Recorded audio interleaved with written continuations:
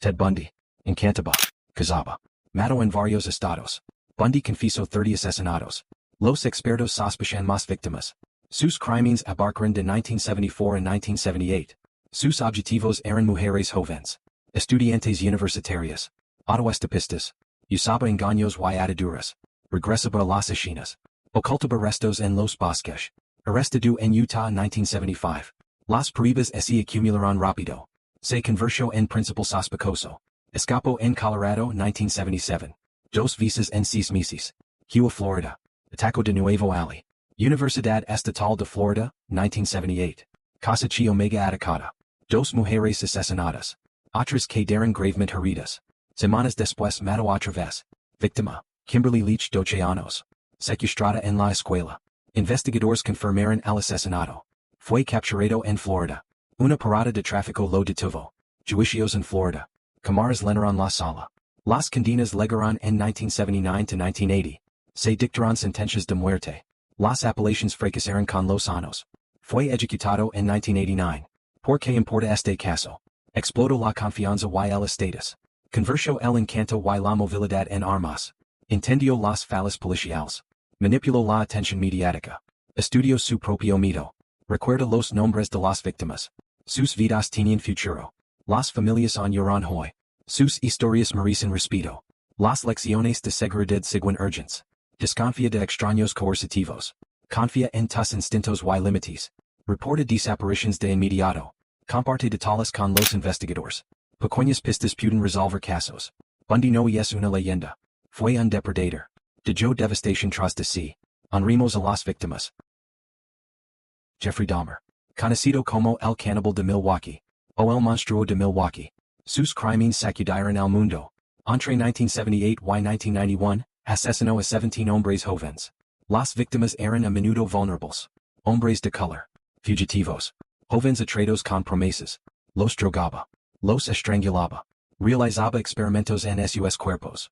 Practicaba la desmembración. Conservaba cráneos. Guardaba partes del cuerpo. Algunas en ácido. Otras en su refrigerator. En 1991, una víctima escapó. Pidió ayuda a la policía. Los agents entraron al apartamento de Dahmer. Encontraron el horror adentro. Fotografías de cadáveres. Congeladores llenos de restos. Pruebas imposibles de negar. Fue arrestado esa misma noche. Su juicio comenzó en 1992. Se declaró culpable pero con locura. El tribunal lo declaró cuerdo. Fue condenado por 15 asesinatos. Sentencia, 15 cadenas perpetuas. Después se añadió otra más. Jamás volvería a ser libre.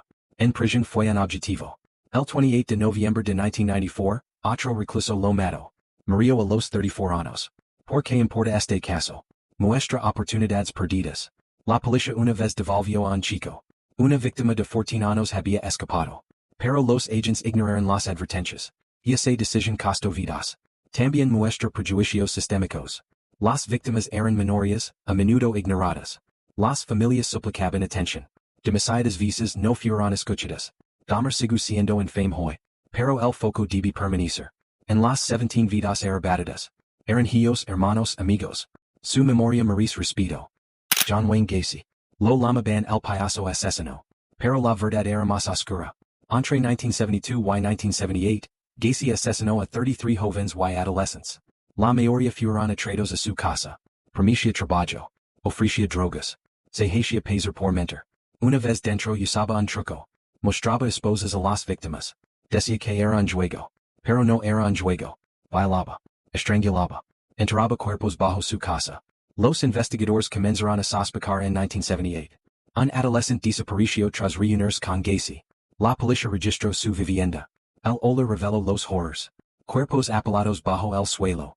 Otros arrojados a los ríos. Fue una de las peores escenas del crimen en la historia de E.U. El juicio comenzó en 1980. Las pruebas eran abrumadoras. Gacy fue condenado por 33 asesinatos. Recibió la pena de muerte. Durante 14 años apeló. En 1994 fue ejecutado. ¿Por qué importa este caso? Mostró cómo se ocultan los depredadores.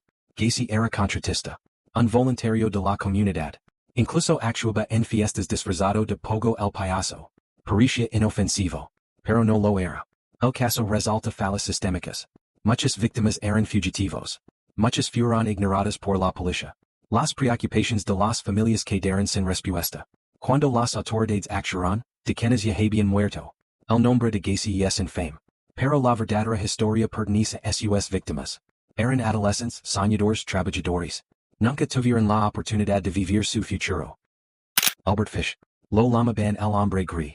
También el vampiro de Brooklyn. Y el hombre del saco. Albert Fish fue un sádico asesino en serie. Apuntaba a niños a principios de 1900. Sus crímenes conocidos abarcaron de 1924 a 1932. Atraía a las víctimas con amabilidad.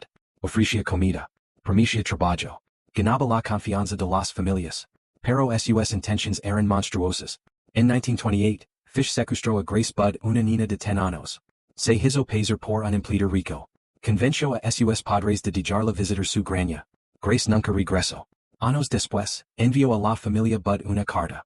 Ali describía con detalle como mató y canibalizó a su hija. Y esa carta llevó a su captura. La policía arrestó a Fish en 1934. Confesó múltiples asesinatos. También admitió agresiones y canibalismo. Los investigadores lo vincularon con al menos 3 asesinatos de niños. Pero algunos expertos sospechan más víctimas. Su juicio tuvo lugar en 1935. Las pruebas eran horribles. El jurado deliberó solo 10 días. Fue condenado a muerte. En enero de 1936, Albert Fish fue ejecutado en la silla eléctrica. ¿Por qué importa este caso? Muestra cómo los depredadores se esconden a simple vista. Fish era anciano. Parecía frágil. Fingía ser inofensivo. Pero detrás de esa máscara, era un depredador.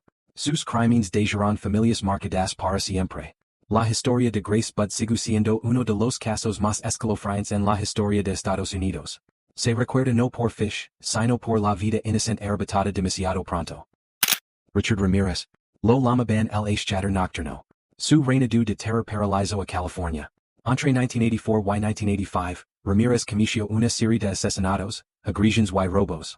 Sus crímenes se extendieron desde Los Ángeles hasta San Francisco. Las víctimas iban desde niños hasta ancianos. No mostraba patrón de edad, género o trasfondo. Esa aleatoriedad lo hacía aún más aterrador. Ramirez solía entrar a las casas de noche. Se deslizaba por ventanas abiertas. Lavaba armas, cuchillos y martillos. Mataba brutalmente. Violaba, torturaba y robaba. Dejaba símbolos satánicos tras de sí. El miedo se apoderó de California. En agosto de 1985, la policía lo identificó. Las huellas dactilares y un auto robado revelaron su nombre. Cuando su foto salió en las noticias, el público reaccionó de inmediato. Una multitud en el este de Los Ángeles lo reconoció. Los civiles lo persiguieron. Lo retuvieron hasta que llegó la policía. En el juicio, Ramirez se mostró desafiante. Mostró un pentagrama. Gritó, "Salve Satan", en la corte. Pero las pruebas eran abrumadoras. En 1989, fue condenado por 13 asesinatos y decenas de otros crímenes. Recibió la pena de muerte. Ramirez permaneció en el corredor de la muerte durante décadas. En 2013, antes de su ejecución, murió de cáncer. ¿Por qué importa este caso? Ramirez sembró miedo al mostrar que el crimen puede golpear a cualquiera, en cualquier lugar. Su selección aleatoria destruyó la idea de seguridad en el propio hogar. Se convirtió en símbolo del mal desatado.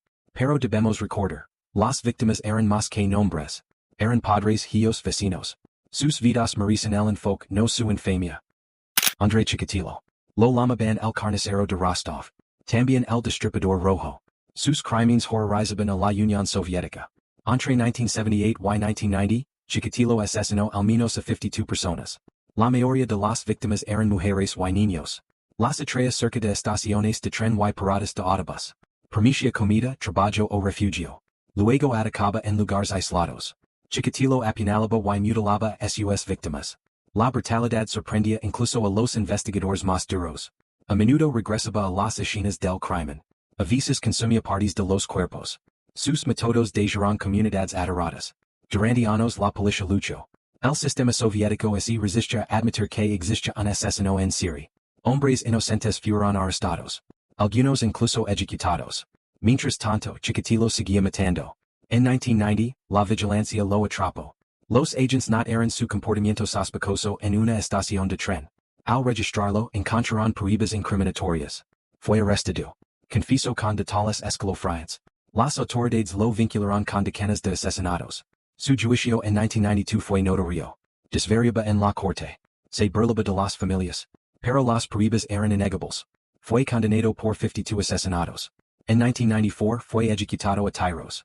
¿Por qué importa este caso? Muestra el costo de la negación y el secretismo. Las autoridades soviéticas tardaron en admitir los crímenes en serie. Y se demora la dio libertad a Chikatilo para matar. Sus víctimas eran a menudo marginadas, ignoradas por el sistema. Sus muertes revelan el precio humano del crimen y la burocracia. Chikatilo sigue siendo uno de los asesinos en serie más mortíferos de la historia. Pero son sus víctimas, no su nombre, las que merecen ser recordadas. Jack el Destripador. El nombre aún provoca escalofríos. Jack el Destripador. Londres, 1888. Una ciudad envuelta en niebla y terror. El asesino apuntaba a mujeres pobres. En su mayoría trabajadoras sexuales en Whitechapel. Los crímenes fueron brutales. Víctimas con la garganta cortada. Cuerpos mutilados. Órganos extraídos con precisión. Al menos 5 asesinatos están confirmados. Los 5 canónicos. Marion Nichols. Annie Chapman. Elizabeth Stride. Catherine Eddowes. Mary Jane Kelly. Puede que hayan sido más. Cartas burlaban a la policía. Una firmada como, Jack el Destripador. El nombre quedó para siempre. La prensa alimentó la histeria. Las multitudes exigían justicia. Pero el asesino desapareció en la historia. Scotland Yard investigó a cientos. Doctors, carniceros, extranjeros, locales. Ningún sospechoso fue probado. El caso sigue sin resolverse. Ese misterio alimenta la infamia. ¿Por qué importa este caso? Definió la palabra, asesino en serie. Mostró cómo los medios amplifican el mito. Reveló las dificultades de vigilar ciudades. Y expuso el desprecio de la sociedad hacia las mujeres vulnerables. Incluso hoy, libros, películas y teorías inundan el mercado. Algunos lo llaman fascinación morbosa. Pero para muchos, es un asunto inconcluso. Un siglo después, sin ser. Jack el Destripador se convirtió en leyenda. Pero detrás de la leyenda había mujeres reales. Cada una con una vida, una historia, una familia.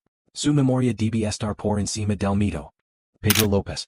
Es conocido como el monstruo de los Andes. Uno de los asesinos en serie más mortíferos de la historia. Pedro López confesó haber asesinado a más de 300 niñas. La mayoría de las víctimas tenían entre 8 y 12 años.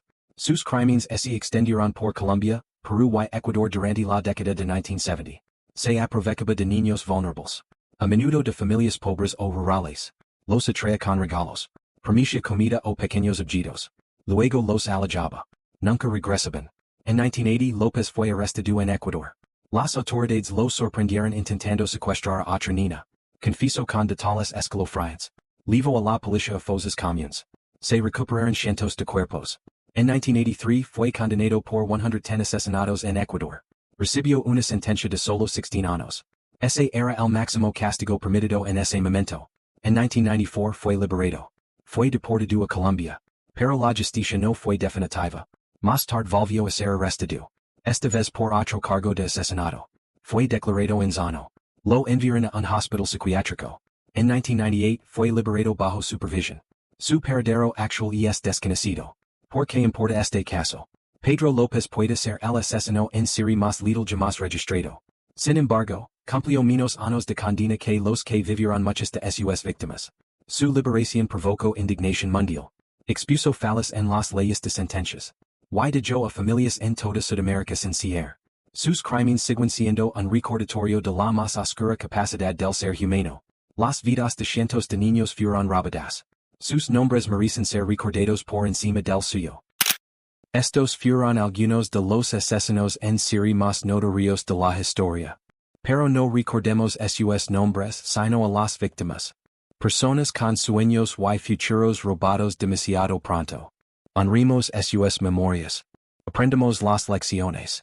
Y recordemos. El mal existe pero la conciencia salva vidas. Gracias por mirar.